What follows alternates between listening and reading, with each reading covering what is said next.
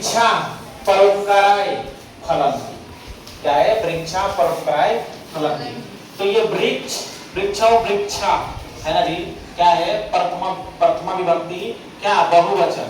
यानी कि ये बहुवचन मींस वृक्ष का वृक्ष बहुवचन में मींस पेड़, पेड़ जो होते हैं है ना। परोपकाराय का मतलब क्या होता है? बलकाय। देखिएगा, कर्ता ने कर्म को कर्म से संप्रदान के लिए बलकाय आएगा ना उसमें, तब परोपकाराय। तो यहाँ पे क्या आ रहा है? के लिए। यानी कि परोपकाराय का मतलब होता है दूसरे की भलाई के लिए। ध्यान से देखिएगा, दूसरे की भलाई के लिए, दूसरे की भलाई के लिए, दूसरे के उपकार के लिए, उसी को हम लोग परोपकार बोलते हैं। ठीक है। फलंती का मतलब होता है, अब पेड़ है, पेड़ है ना, बहुवचन में है, तो तीतम अंति। बोलिए, फलती फलता फलंती। समझ में आ रहा है? तो ये हो जाएगा आपका क्या? फल देते हैं। फलंती बने क्या हो जाएगा? फल देते हैं। अब बताइएगा क्या होगा इसका मतलब? पेड़ जो होते हैं वो दूसरे के उपकार के लिए क्या देते हैं? फल देते हैं। क्लियर हो रहा है? अब आइए दूसरा, मेघा, मेघा, मेघौ, मेघा। क्या है?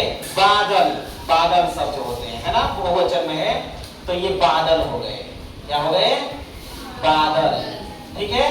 परोपकाराय, अभी मैंने आपको बताया परोपकाराय मतलब दूसरे की भलाई के लिए। ये इसमें ज्यादा दिक्कत नहीं है। बोलिए, दूसरे की भलाई के लिए। समझ में आ रही है बात? दूसरे की भलाई के लिए। अब बरसंती मीन्स तीता अंति, यहाँ को बहुवचन में है तो इसका भी बहुवचन आएगा ना, तो तीता अंति बरसंती यानी कि क्या होते हैं? बरसते है ना जी। अब बताइए इसका मतलब क्या होगा? बादल दूसरे की भलाई के लिए या दूसरे के उपकार के लिए क्या करते हैं? बरसते हैं। मींस बादल जो है वो बरस करके दूसरे का उपकार करते हैं, पेड़ जो है वो फल दे करके दूसरे का क्या करते हैं? उपकार करते हैं। उसी तरह से नदा, नदा माने नदी, तो यहाँ पे नदा जो है, नदी, नदौ, नदा होता है, ये बहुवचन में है, मींस नदियां। क्या होगा बाबू यहाँ पे? नदियां। तो नदियां हो गई। अब परोपकाराय, अभी बताए बलकाय क्या होगा? के लिए। तो परोपकाराय का मतलब क्या होगा? परोपकार, दूसरे का उपकार, तो दूसरे के उपकार के लिए।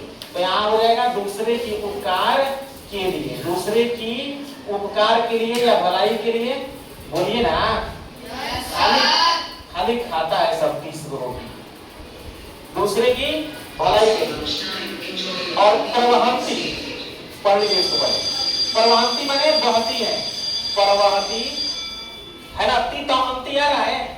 बोलिए, तो नदियां यहाँ किसमें है? प्लुरल में है, तो ये प्रवहंती लिखेगा, मींस लिखा हुआ है, तो इसका मतलब क्या हुआ? बहती है।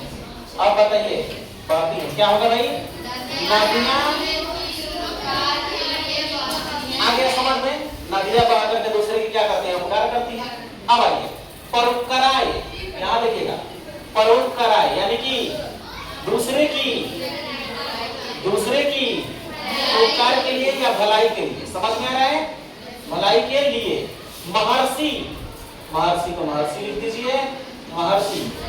दधीची, ये दधीची है ना।